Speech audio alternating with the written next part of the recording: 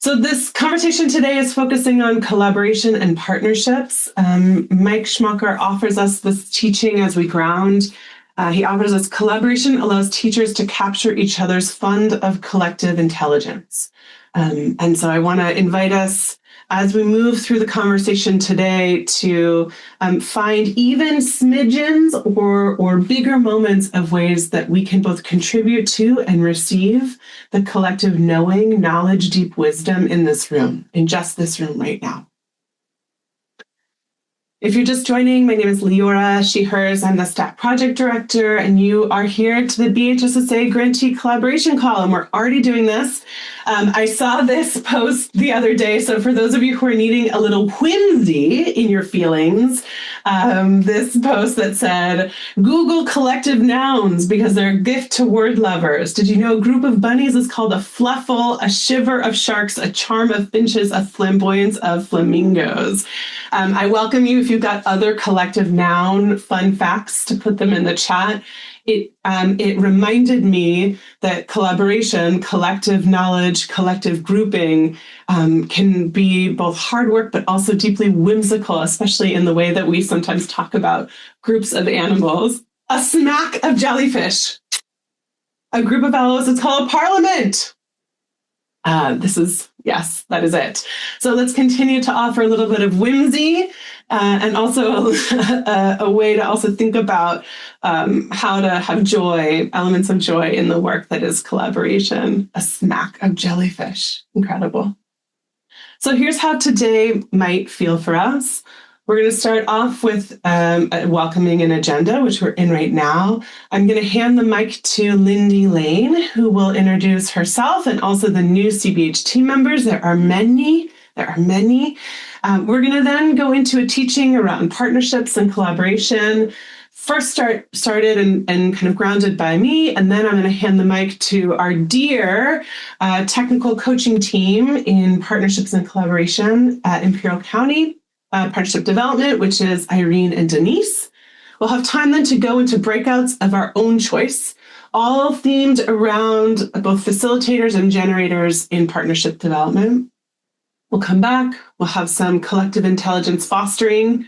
We'll be a smack of jellyfish. I don't know how to even say that, Rhiannon. How do you say that in a sentence?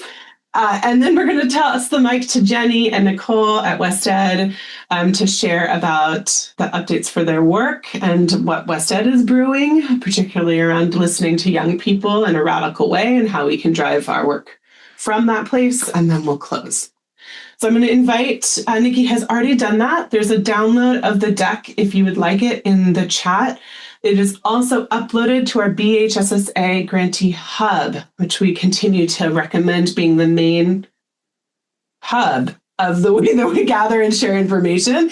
And I want to offer that if you have FOMO already, anticipated FOMO of a breakout room and another conversation that you might want to be in, all of the questions and the prompts of each breakout room are at the end, so you can have them, use them for your own collaboration and organizing work. Okay. A little one sentence. It is actually today marks our 1 year of being the STAC and TCT facilitators of this CBH BHSSA dinner party or afternoon tea party. And so we are a combination of the CSHA with Amy Blackshaw, Amy Ranger. Many of you know, you can see Amy Blackshaw waving right now in the Center for Applied Research Solutions. And we also partner with the 4 TCTs to support the Commission for Behavioral Health in supporting you. So lots of supporters of the supporters of the supporters. I'm going to just do a quick roll call to see who's in the room. Can you give us an exclamation point if you are a phase 1 or 2 grantee?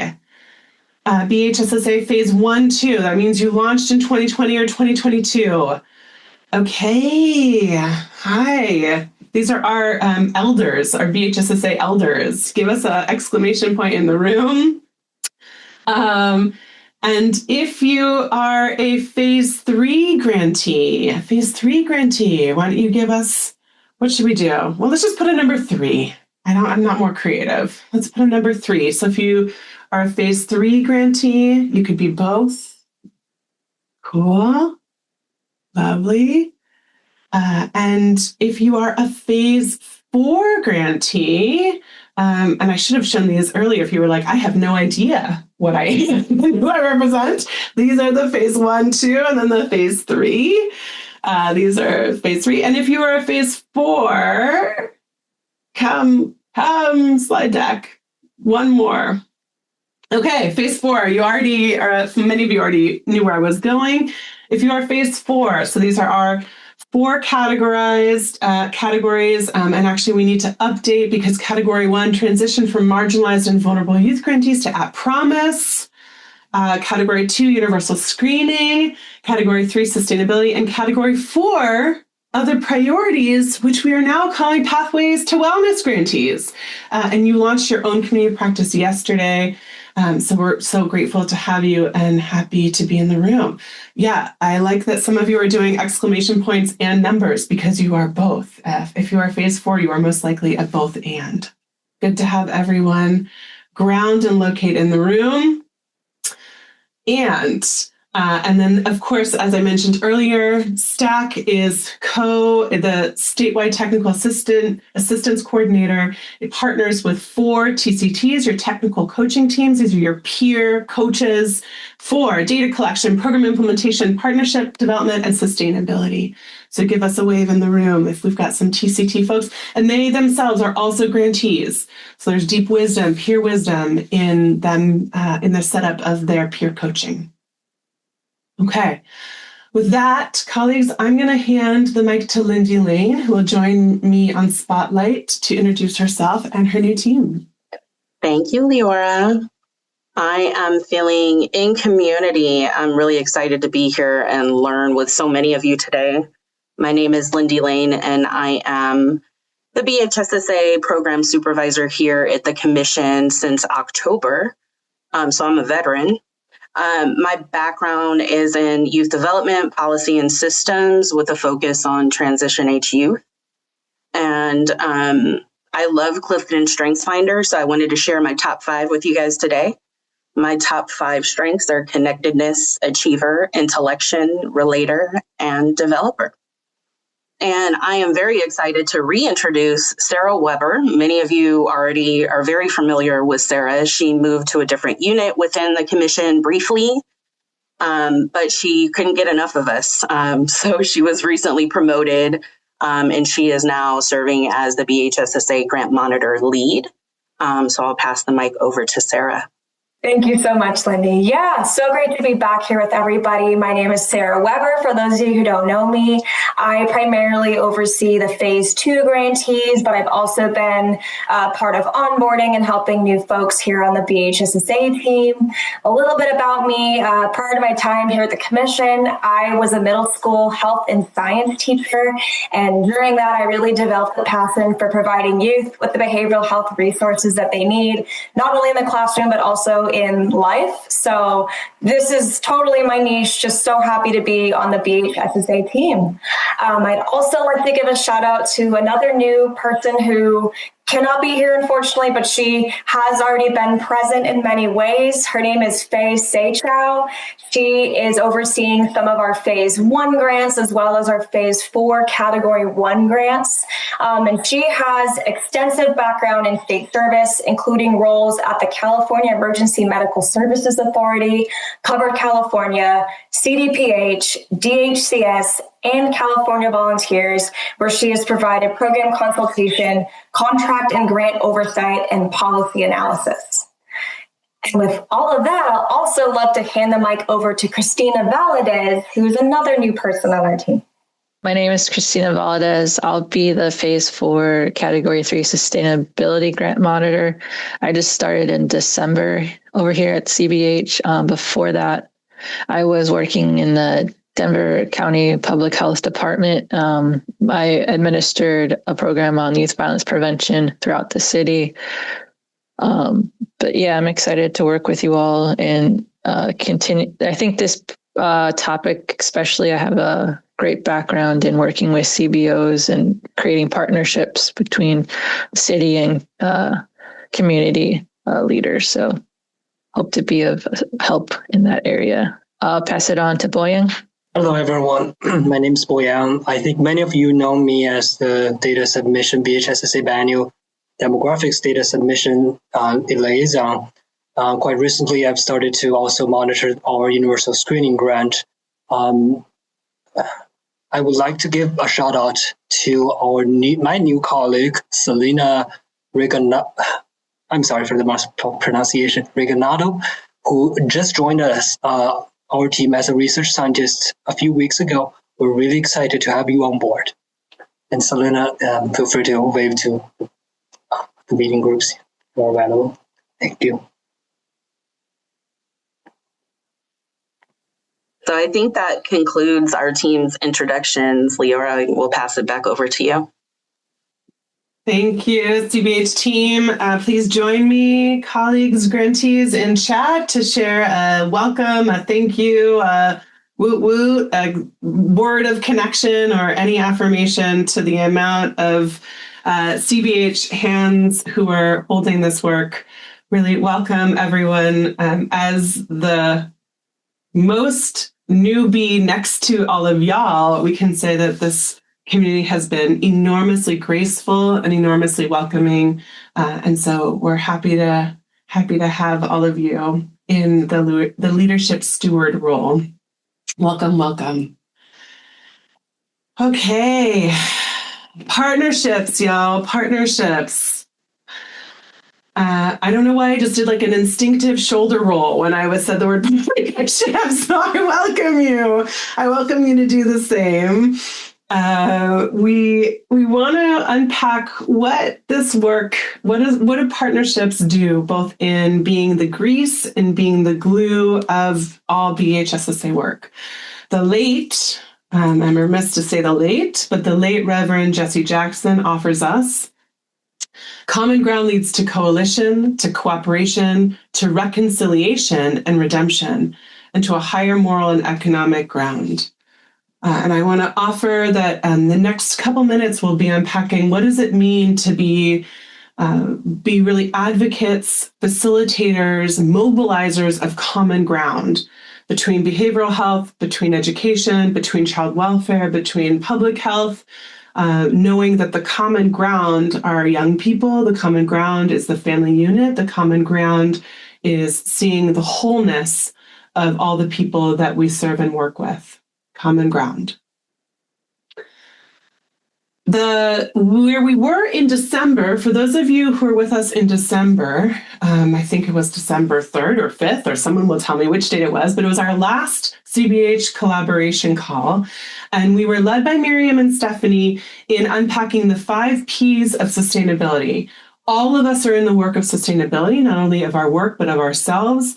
Even if you aren't a sustainability grantee, it is inherent into what we're doing. And what Stephanie and Miriam walked us through is their 5 Ps. Thank you, Nikki. Nikki just dropped. They wrote a peer perspectives issue unpacking each of the 5 Ps. So it's put in the chat. And one of those 5 Ps is partnerships. Communities to schools, to community agencies, to school-based health centers, to principal, to AP, to counselor, to school psych, all the different variations of partnerships. So we're going to zoom in, moving from the conversation of sustainability, we're going to zoom in today into really unpacking what are our best practices, approaches, and understandings of this concept of partnering. In tandem, one of the most foundational elements, just like we opened with, has us really clear that one of the most foundational moves for partnerships, for successful work, is being in common language, being in shared language. And I will out myself in front of this whole room that I am not a school mental health professional. I'm an educator. That's my background, is education. My sister, who is a real therapist, reminds me of that all the time, that I'm just moonlighting in the world of school mental health. But when I joined this world, part of what really gave me a lot of interest, which was how many times we were in the same room, in the same conversation, using completely different words and not actually pausing to understand what someone was saying behind what they were saying. So I want to invite us in the next couple of minutes to identify What language have we been trained to use that when we are inviting someone into our school mental health championship work, what language might we need to slow down, clarify, and or use different language to meet someone in the middle? What's on screen right now is the Commission's most recent publication, the Community Partner Toolkit. Anyone raise hand? Anyone got a look on it, unpacked it, checked it out? Cool. Well, now you can. It just came out hot off the press.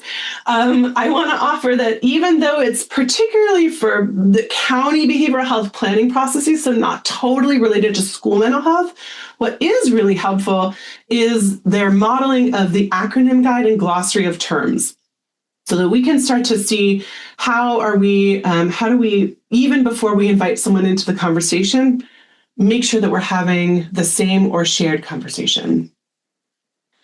Way back in the day, let's see if it's going to go ahead. Okay, cool. Way back in the day in 2021, in another project, we were the National Training and Technical Assistance Center for Children, Youth, and Families.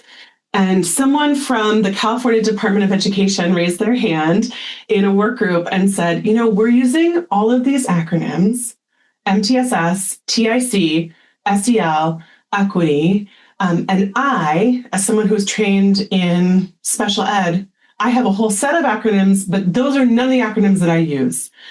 What we did is we created for many months a work group that literally was just a blend of multiple paradigms, all that converge in partnerships for school mental health together to say, when you say trauma-informed, what do you mean? When I say trauma-informed, what do I mean? When you say school socio-emotional learning, what do you mean? When I say SEL, what do I mean? And back and forth. And I want to offer you that what happened through this, and it was over the course of a 7-month community practice, just talking about language, from that community practice, partnerships emerged, blossomed, because suddenly people who thought they were in different chats and different breakouts realized that they were actually united in discourse and in paradigm. And so I want to offer, we actually wrote up, this is the visual of the guide, but we wrote up the process. Nikki will drop it in the chat. And I want to invite us that we can start to think about how might we, even in our BHSSA work, slow down to focus more on the process than on the outcome, so that the outcome is robust in shared language and shared practice. Okay.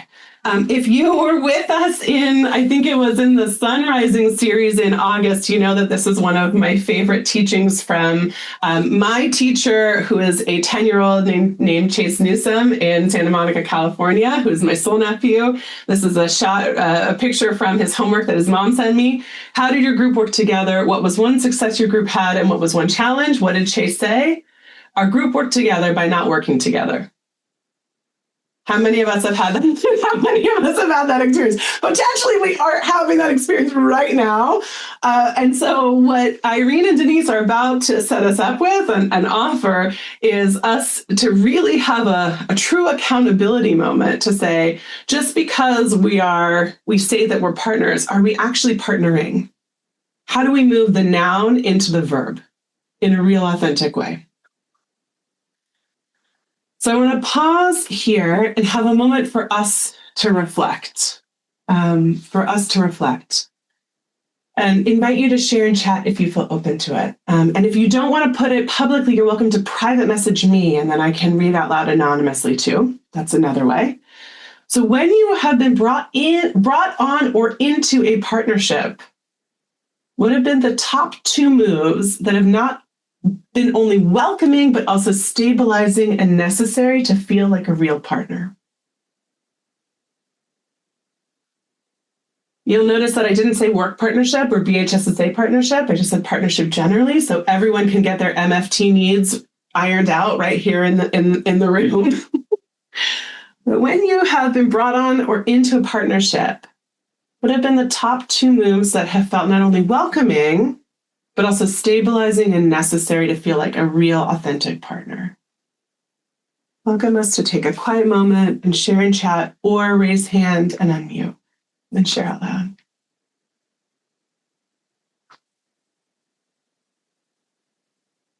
Yeah. Okay. I'm going to read chat and then go to Jessica. Learning about each other's strengths and areas of growth and ensuring that we share same and similar goals. Yeah.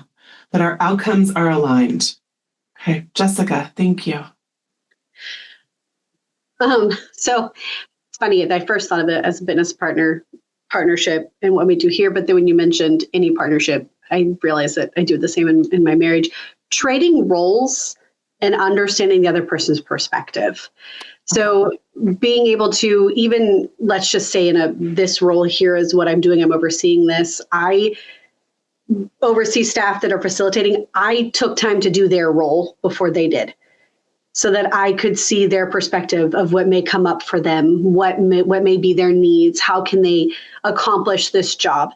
And my husband and I do the same, and I teach that to my clients as well. It's funny, I am an MFT, and so I teach that to my clients as well. It's really important to see each other's perspective, because once you do, then you can truly support each other when doing it and being able to truly be a partnership. Because if you're viewing it one-sided, right, it doesn't work that way because it's not a partnership. Thank you, Jessica. You're reminding me, and I'm so grateful for the chat, the richness in the chat. You're reminding me of, in my teaching credential, they had us who were the social studies teachers shadow the special ed teachers for a full day, and special ed teachers shadow the social studies teachers. So we got the literal 8 hours of data of the amount of decisions that our partner, when we met them for 30 minutes during lunch, was handling, holding, and navigating all day. Yeah, we have a colleague who shared in private chat the most stabilizing necessary elements are having a defined role and knowing the roles of others. So we're not crashing into each other. Yeah. Okay, I'm going to invite you in chat. There's some really rich text, and I'm going to invite you to turn your emoji responses on and give people a I resonate with that, I connect with that, I agree, so that we can really feel the room as well. I'm going to read some out loud. Time for a welcome opportunity to share values and opportunities for input. So we have a colleague who's reminding us, and we talked about this in the Sunrising Our Work series back in August, that values, establishing values is the number one first. More than the what is the why. Always, always. Offerings of food, a share on how to self-promote or sharing to help with vulnerability, time for connection and setting clear roles and responsibilities. Okay, so the clear roles over and over again are coming up over and over again. Yeah. Imagining everyone that MOUs wouldn't only just articulate the what, but also the why. So that there's a reflection of that practice and process. Yeah, we're asked to bring a new perspective and fresh eyes, or having your role and expectation clarified. That first piece is a new data point into the conversation, an invitation to bring new perspective and fresh eyes. This morning in a call with multiple acronyms, DHCS, CDPH, CDE, there was someone on the call who said, I would like us all to have one round of saying something that is provocative or something that is itchy. It was awesome, really welcoming us to kind of really be not just congenial to each other, but collegial, not just the gente, the welcome, hi, nice shirt, what'd you have for lunch, but collegial. What ideas are we really grappling with in this room? Listening and leveraging for strengths, meeting in person. We're working on it. Yes, meeting in person. Inclusion in decision-making and respectful conversations. I want to offer that our colleague who's offering inclusion in decision-making, that is even more powerful in tandem with role clarity is also decision-making clarity. You can have a role, but actually being really clear about who's the final yes or no and why, we know is the magic in the room.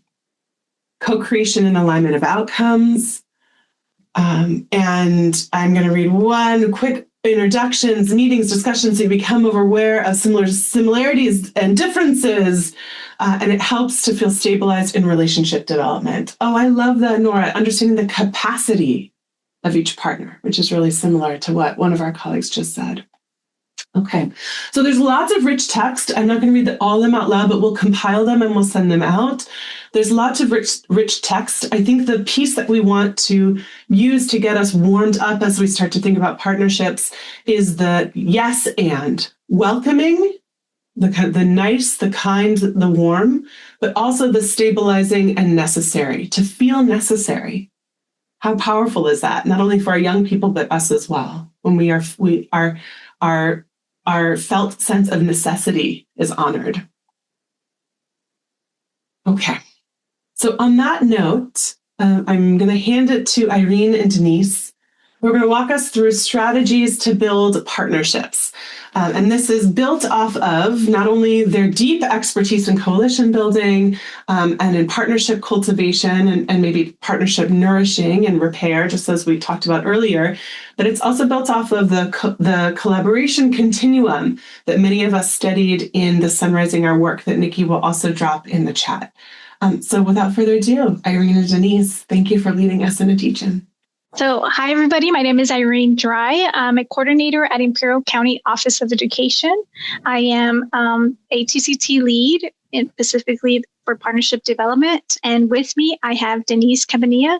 Hi, everyone. Good afternoon. I'm Denise Cabanilla. I'm the proud Senior Director of the Higher Education and Adult Learning Department at Imperial County Office of Education. And I often get the questions, what is higher ed and adult learning doing in these meetings? And I have the good fortune of working with all of the school counselors in our county, as well as a strong partnership with our Student Wellbeing and Family Resources Department, where we successfully partner and rolled out a very successful school-based mental health grant through BHSSA, formerly known as MHSSA. And so through that and other work that we do here at Imperial County Office, if there's one thing that we can hang our hat on is the way we partner with all of our partners, from the education community to our business and industry to our partners at behavioral health and throughout the landscape of Imperial County. And Irene and I are very excited to spend a few minutes with you sort of reviewing some foundational information with regards to partnership, but we also look forward to, in future meetings, chunking this out and breaking it down to see what true, meaningful, authentic partnership looks like in action, and also look at some of the outcomes that we can achieve when we authentically work together for the same goal. Miss Irene, it's all you. Thank you. And this is also, as Leora mentioned earlier, we're following up with last meeting, our partners from also ICOE. We're focusing on the 5 Ps. And they're the TCTs for sustainability, and we're the TCTs for partnership development. And sustainability cannot exist without the partners, right? And so a lot of people keep asking, like, well, how are you able to sustain? And it's because of our partners. If we didn't have the partners, we wouldn't have been able to sustain our current therapists. We wouldn't have been able to sustain even our current plans and grants and even future visions that we have. And that's one of the things that we're going to be highlighting today as I move to the next slide is this framework of connection, coordination, and co-ownership. So today we're focusing on this living partnership framework where we highlight that partnerships are constantly moving across this continuum. It is important because it helps partners understand that strong partnerships evolved over time, right? And it requires intentional efforts to continue this partnership. It's not a check mark. It's not a deliverable. It's not just because the grant requires it. It's a constant effort in order to sustain these relationships and sustain our visions and our missions. And so we're going to be focusing on this connection, coordination, and co-ownership framework. And rather than viewing this partnership as a fixated or rather than viewing this continuum I should say, as fixated or stagnant. I want you to view it as it's evolving. It's dynamic, and it's a living relationship. And ultimately, the continuum helps partners move beyond simply, instead of working along each other, we're carrying the work together, right? We are, our goal is to help each other sustain this collaborative work.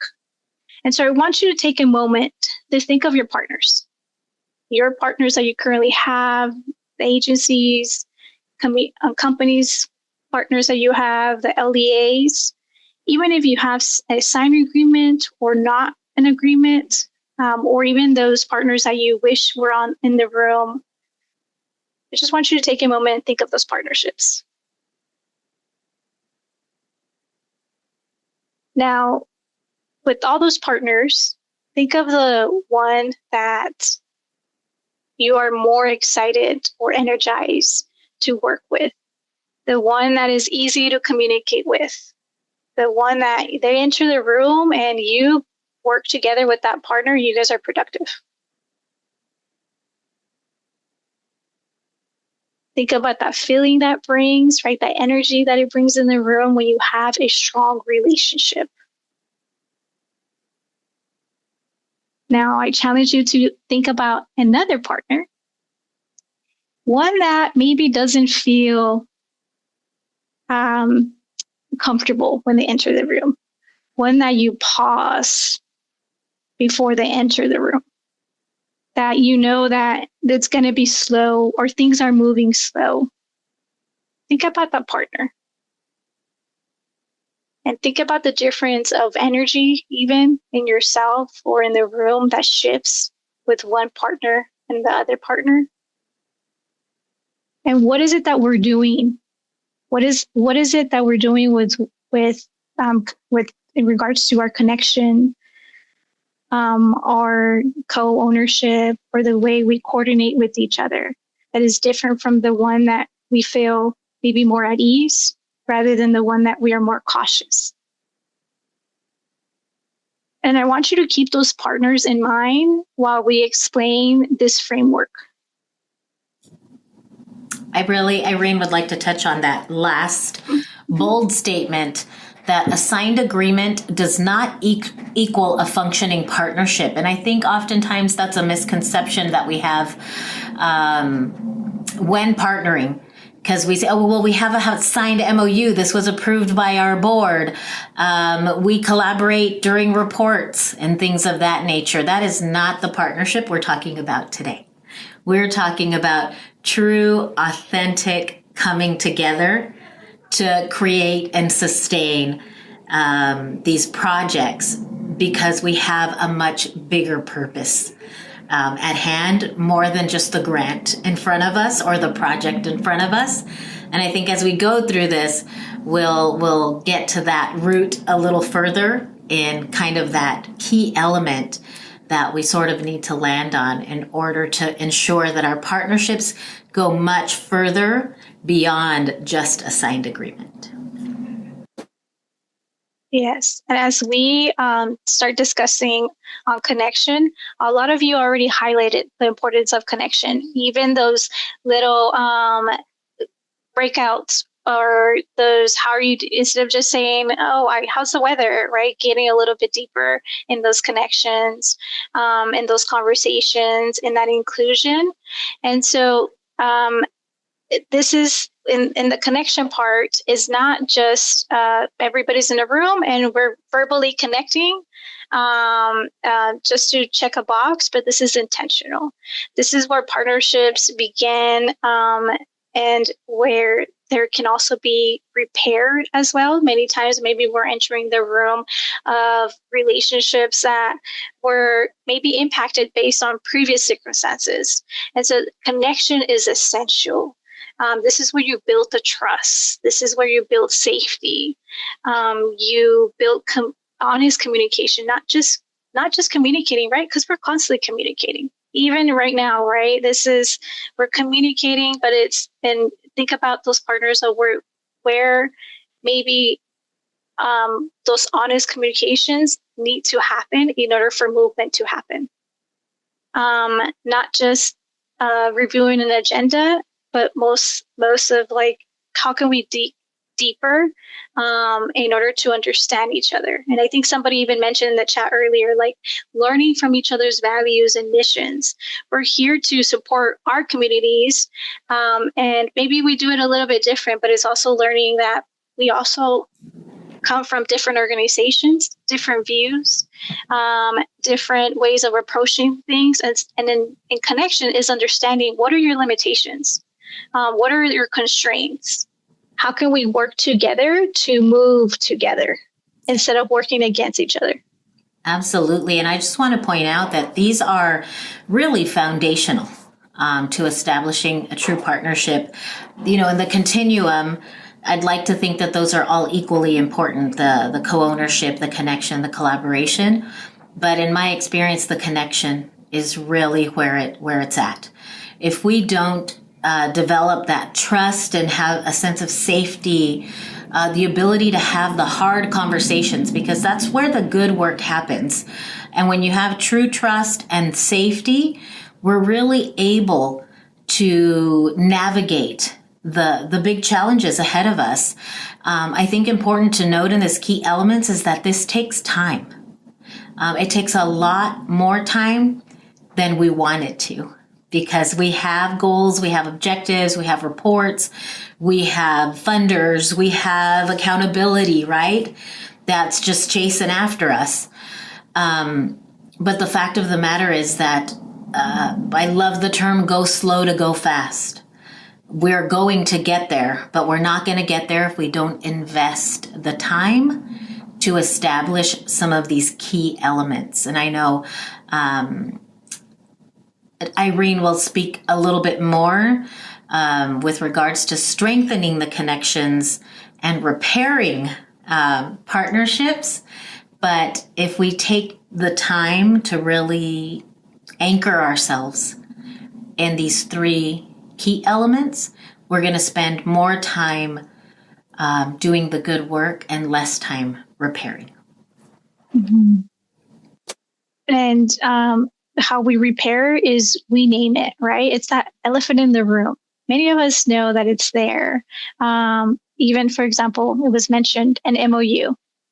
Do we have to have an MOU? Does an MOU have to be in place? Sometimes that's the elephant in the room. And it's mentioning like, well, maybe for your organization, an MOU is not needed, but for us, it is needed, or an agreement has to be discussed. And so naming those, not that you're going to engage or do an MOU, but it's just naming it, putting it on the table. These are our struggles. These are our realities. This is what we're facing. And asking, right? Instead of all just advising, well, this is what we're asking, and an MOU is needed and is required, so this is what we need to do.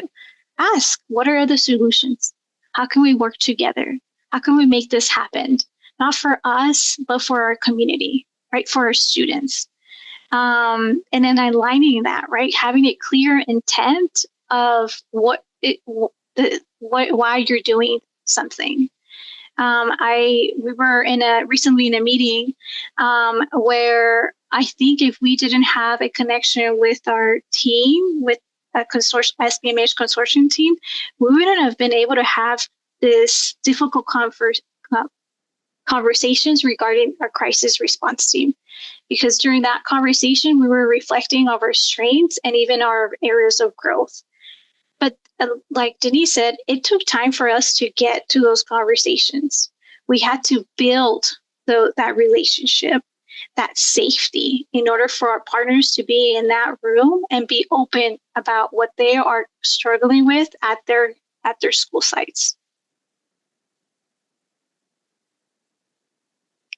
And most importantly, it's about figuring it out together, right? It's about, hey, what's going on your side? How can I understand better? How can I understand you?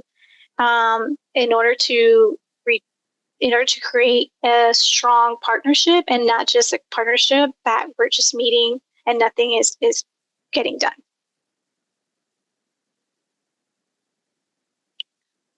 Now, let's talk about the other part of the continuum, which is the coordination. this is where partnerships turn into reality or into movement. This is where roles are important to identify, not just on paper. We all know, right, that there's probably an agreement or an MOU or a document that you signed or they signed you up or that somebody signed up for to attend. But it's about having those discussions of like, well, who's here in the room? What's your role? And what's the intent of your role? Clarify that. It's about making coordinations.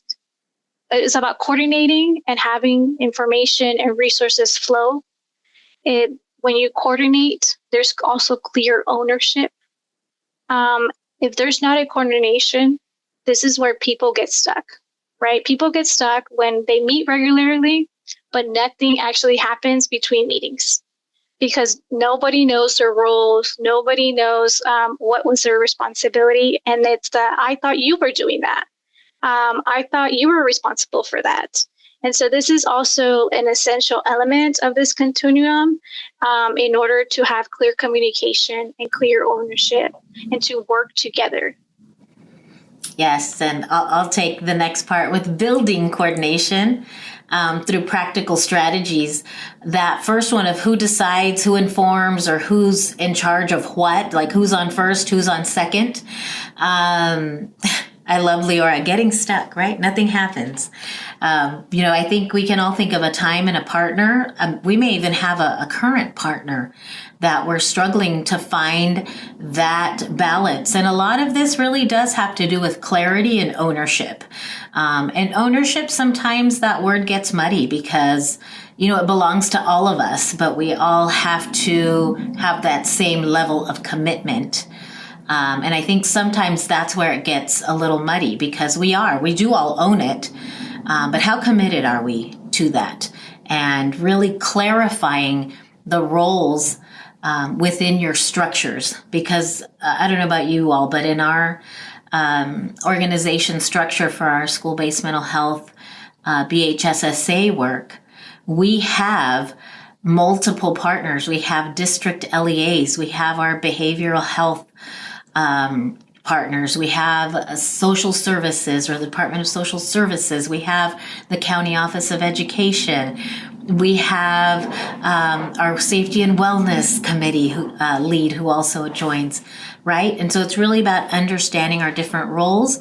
And again, going back to what I said in the chat, I don't know if anybody read it, but creating those predictable communication rhythms so that we have a structure to continue and have that active communication. For example, we meet monthly with our behavioral health partners. Sometimes we come and neither one of us has any major agenda item, but we take time to connect. We catch up on the vacation we took or, the report writing that's like killing us right now, right? It's really about that predictable, authentic rhythm for communication and connection. And back to that whole notion of ownership and not just based on our titles, but on what we bring to the table and how we work together to create the most fruitful partnership that's going to produce wonderful results for our students, families, and community. Yes. And even recently we met with the Imperial County Behavioral Health and we coordinated even on them speaking up, hey, the next consortium meeting date doesn't work for us, right? And this is the reasons why it's in. And if we want them in the room, we're working with them, right? We're coordinating of like, what's the best decision?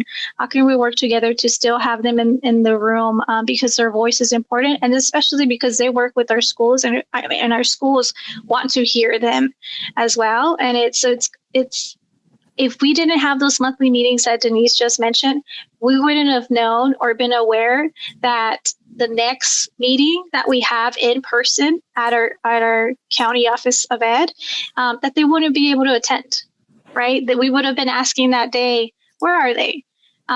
Without knowing that, well, in reality, it's because that day they already have something else and they're not able to. And so coordination is makes things clear. The last part of this continuum is co-ownership. This is where we share accountability. This is where it's not just about being in the same room and completing tasks, but it's about an investment beyond just the funding. It's about collectively problem solving, working together. We're not saying it's my program. We're saying it's our program. We're not saying it's my responsibility. We're saying it's our responsibility. We're not saying it's my students. It's our students. It's our outcomes.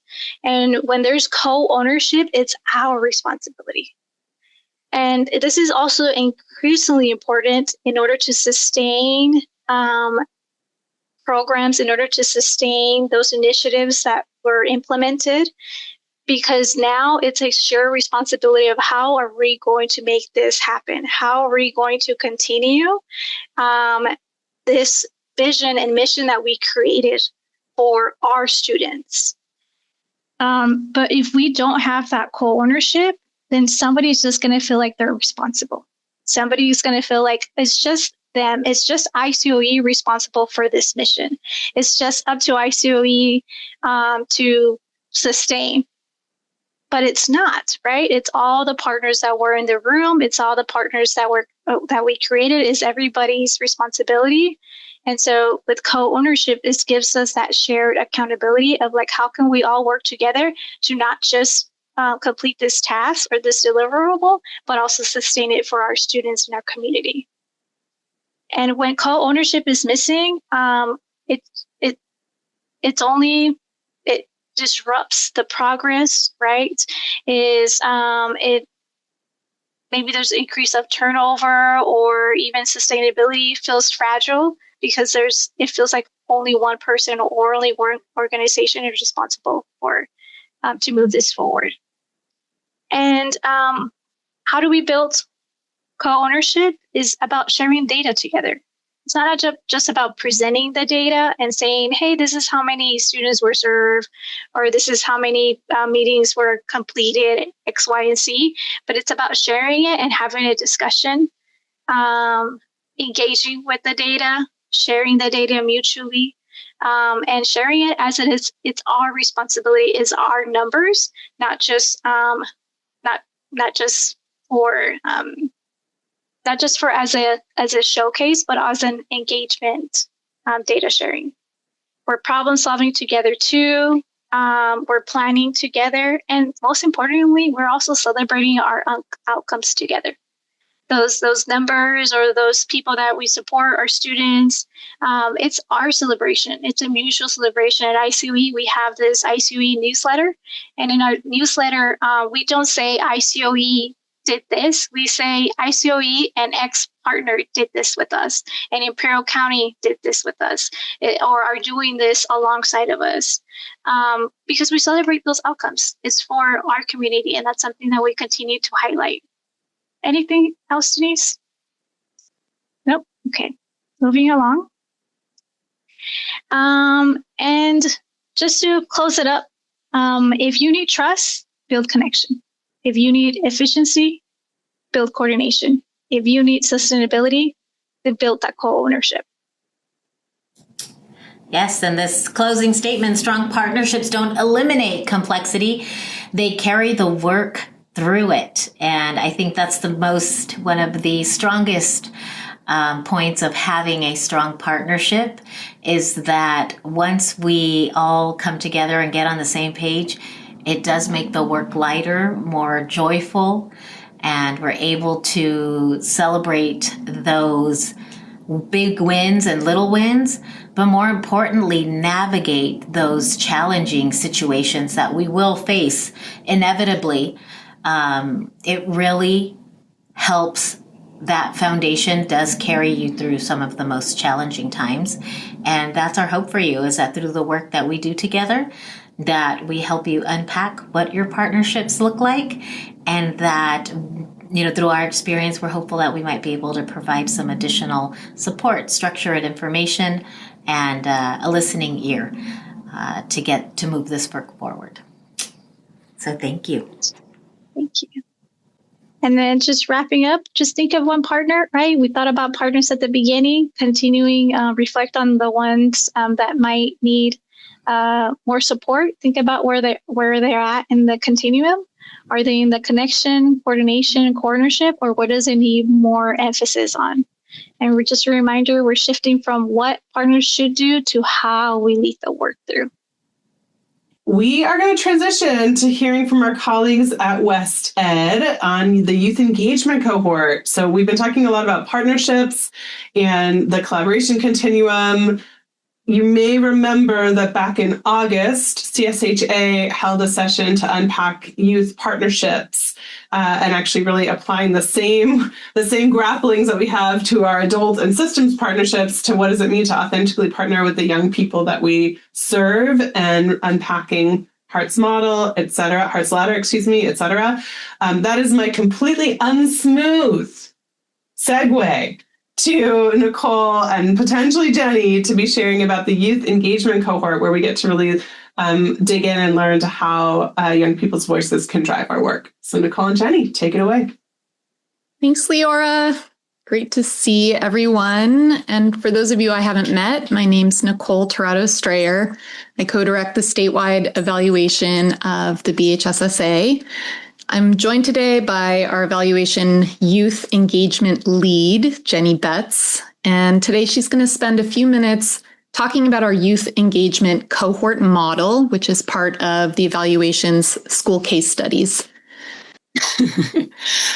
So what is a youth engagement cohort? We also internally and with students call it YEC because it's shorter.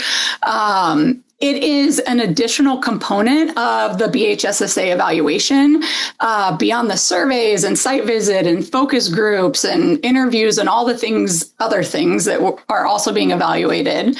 And it's where teams of students examine school and community data. They're reflecting on the needs and supports of other youth and themselves at their school. They're sharing their perspectives and insights and developing and presenting recommendations back to adults from their school, county, and community. And it's this idea of participatory evaluation, right? And really partnering with young people. So there are 4 high schools across the state who are implementing this as part of the evaluation, and each of them are in a different grantee county. And there's just some good stuff going on. So we wanted to give you a sense of the scope and sequence. You can find out more details. There's a link in the chat from Nicole, and then also on the Grantee Hub, there's much more in-depth stuff. But basically, the way youth engagement cohorts work is there are 5 sessions across several months with a smallish group of students. And those 5 sessions happen both in person and virtual. So we start with a data equity walk, which many of you have done similar things, right? So we really are trying to focus on behavioral health, of course, and what things that they can learn and see and understand about what's going on and what the data says about their own community.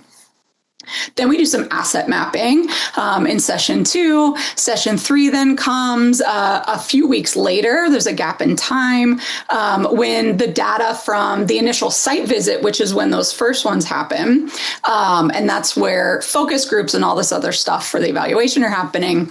We need time to sort of process those, and we bring it back and present it to those students. And that's where sense making happens. What does it mean to you? Are we finding true things? Does this represent your experience or what you know of, how things are here?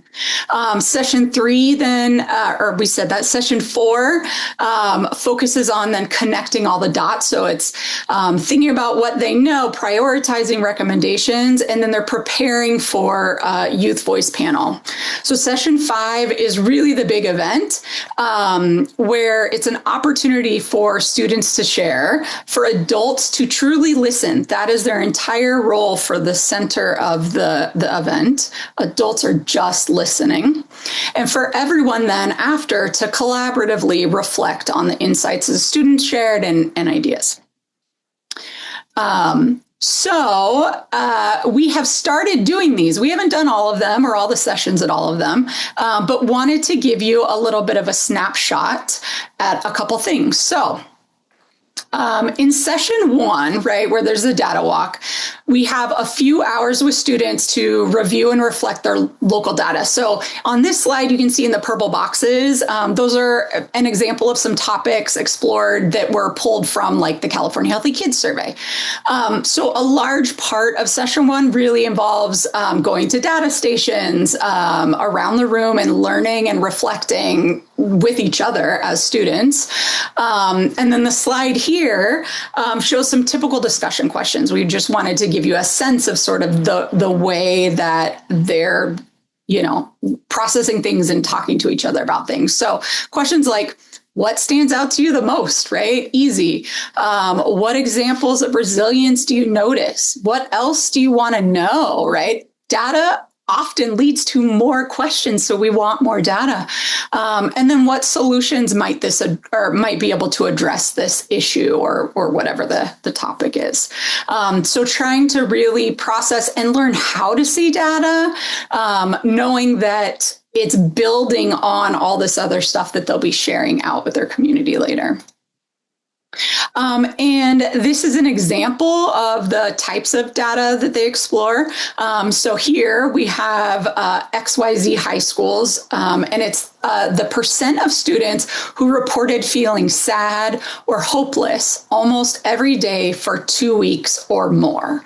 And you can see for this not real district, but this is a very real data point, like this is often what they look like, that there are differences that we can process between grade levels, and we can do a lot of thinking about why is that, what's going on, what's the story behind the data, all of those things. And then from their own experiences, right, and from the things that they're learning through the data, they begin to identify the behavioral health needs at their school. And by the way, we really use mental health and well-being with them, or whatever terms are working for them, right? Like we're not going to go in and talk to 15-year-olds and use jargon or lots of acronyms. So that's why you'll see mental health in some of our stuff that's for students instead of behavioral health. Anyways, so this slide shows a real example from a group of YEC students who brainstormed things when we were asking them what really are all the needs and issues. Let's brainstorm. And they brainstormed things like violence and abuse at home, academic stress, trauma and grief, discrimination, overall lack of support. So combining the data with also what they know and see around them and may experience themselves is like an important piece of it. And one of the things we wanted to also share is that right now we're in the middle of this process. The BHSSA evaluation is a lengthy process itself. And in this school year is when we're doing these, these YECs, cohorts at these select high schools, right? So the early cohorts have had sessions 1 and 2, or even 3 of the 5 sessions. And the later cohorts are starting soon with those, the youth voice panel, which is session 5. That's really the culmination point. And that's where they're partnering with adults in their community and broader community. And as grantees, it may be that if one of these is happening in your county in a district that you work with, you may be invited to attend one of these. And the idea is that they're sharing really what they know and what they've learned, but also being seen as experts in coming up with the solutions to some of these things. So not just extracting data for them, but also having them be part and then hopefully lead to some of the decision making based on that. So ultimately, right, the findings are going to be part of the larger evaluation report that's coming out in 2027. So we still have a ways to go, but we are, having a lot of fun and learning a lot of things from young people across the state. So I know that was a lot of talking in a very short amount of time, but also probably not enough to answer any of your questions. So I just want to say thank you, and we're happy to share anything else if you all are curious. Nicole, I don't know if you wanted to add anything to that. I just want to make a note of a question in the chat about which counties are using this, and I would love to share that information, but it's confidential, so we can't disclose that, unfortunately. Yeah. If you go to, right, wouldn't be right to tell you who those people are. But the resource that is in the hub gives a lot of information about it for sure.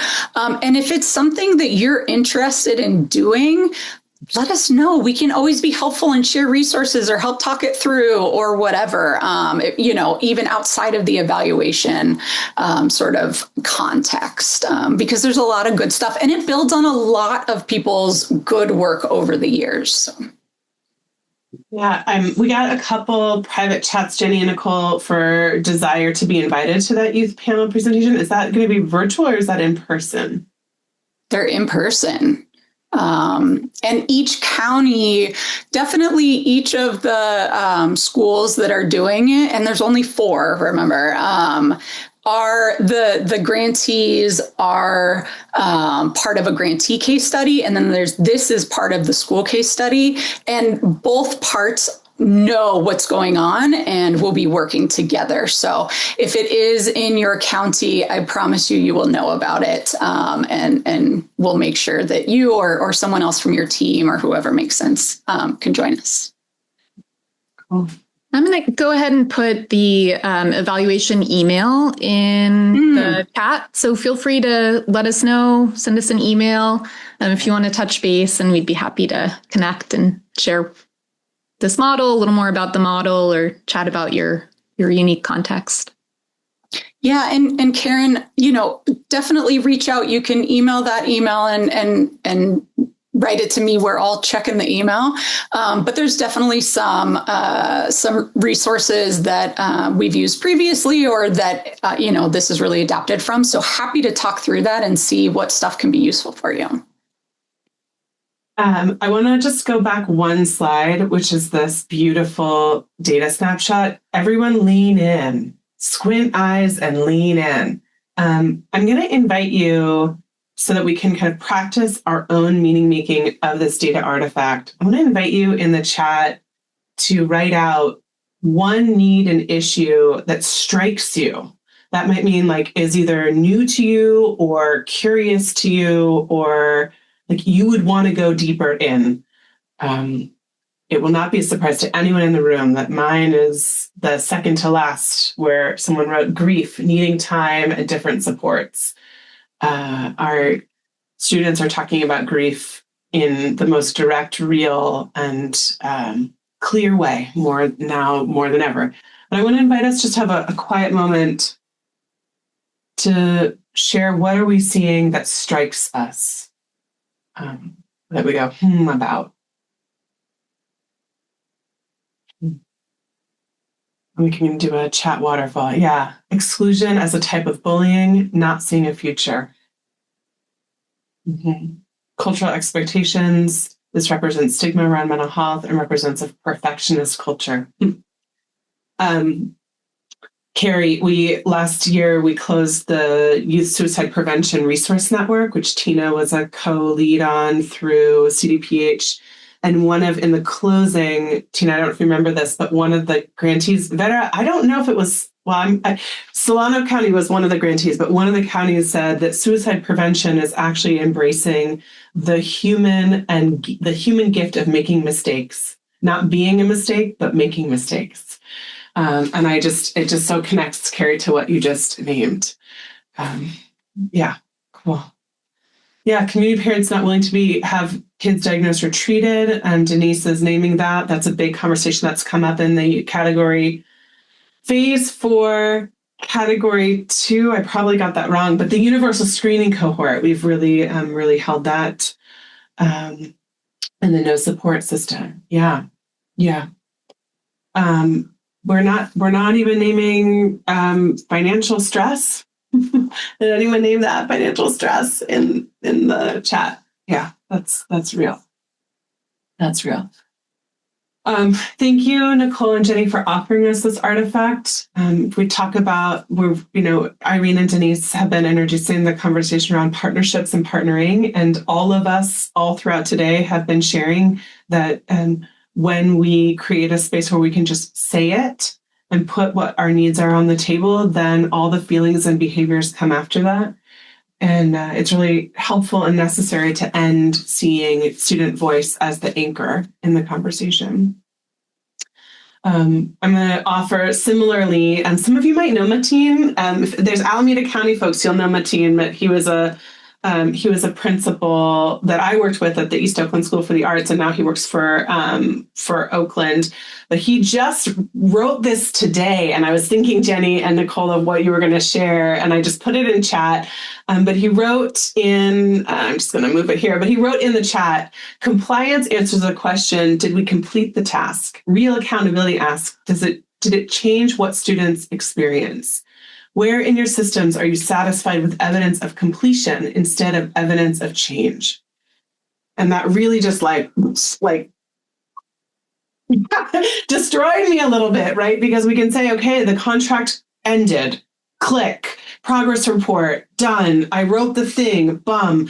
But if actually the culture and policies and practices aren't shifting the way our young people are experiencing grief access, financial stress access, future imagination and hope, then what are we even doing? Then there's no progress report. There's a report, but no progress, right? That's the real talk. So I'm grateful for Mateen, grateful to Jenny, Nicole, grateful for all of us to be naming that. And if you're interested in learning from Nicole and Jenny about how to host similar sessions, if they aren't for your county, let us know in the feedback form for today, because we absolutely can set up workshops where then we can map on the student listening sessions and familiarize ourselves with these tools that are really helpful. I want to close again with this quote. This was a quote that I found last week, and that was amidst so much in the world, and then so much even more has happened in this last week, y'all.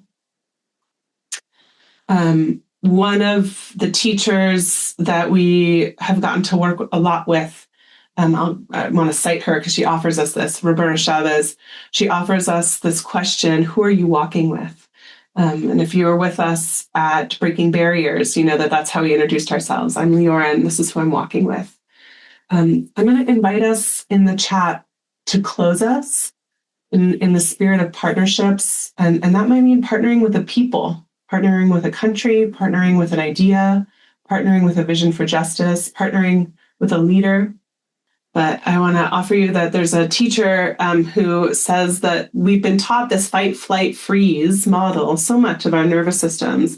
And what that connotes to us, especially in behavioral health or school and health leadership, is that the question is always like, how do I survive this? How do we survive this? And Lana Jelenev, and I'll send this quote afterwards too, she offers us that the work in this moment is to shift from how do I survive this to with whom can I face this? So that we really help our bodies collectively and individually move from fight, flight, freeze to flock. And I'm put kind of it live in this moment, remembering that we started with thinking about collective nouns. Great. So who are we walking with? I welcome you to hold that either and offer it in chat or to hold it close to you. I welcome you to have 3 minutes of quiet to let the goodness of our gathering soak in and to know that we're flocking together. We're just like that, whatever owls are. We're Parliament of Owl all together. A smack of what was the animal? Smack of Rhiannon, someone's going to have it. Smack of jellyfish. Okay, yes, great. May that be the last thing you remember from today's gathering. Thank you all. Thank you to Irene and Denise. Thank you to our TCTs and staff team members for facilitating. Thank you to West Ed. Thank you to you. We'll see you in June, if not before, and hopefully before, in person in Universal City. Be well. May you know that there's someone walking with you.